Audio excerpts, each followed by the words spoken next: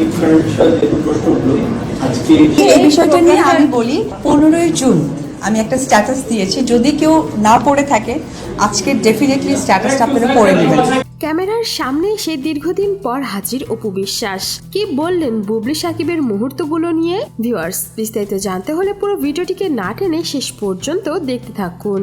বিকেল বেলাতে সাকিব বুবলির মিষ্টি কিছু রোমান্টিক মুহূর্তের ছবি বুবলি নিজেই শেয়ার করেছে। এরপরই ফেসবুকে তোলপাড় শুরু হয়েছে। অনেকেই বলছে এবার শুধুমাত্র দেখার পালা অপু বিশ্বাস কি পোস্ট করে, যার জন্য অপেক্ষায় রয়েছে দেশের হাজারো মানুষ। তবে সবাইকে চমকে দিয়ে এবার ক্যামেরা সামনেই হাজির হয়ে গেলেন অপু।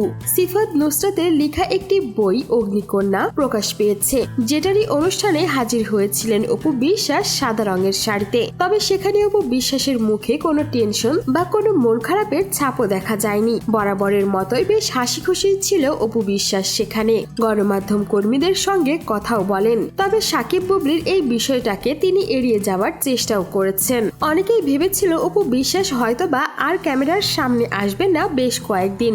সবাইকে চমকে দিয়েই সিফাত নুসরাতের এই অনুষ্ঠানে তিনি হাজির হন। হাসি খুশি ভাবে সবার সঙ্গে কথা বলেন। অনেকেই আবার সাকিব বুবলির এই ঘনিষ্ঠ মুহূর্তগুলো দেখে অপুর জন্য বেশ স্যাড ফিল করছেন, কারণ বরাবরের মতো সাকিব খান আবারও অপু বিশ্বাসকে ধোঁকা দিয়েছে।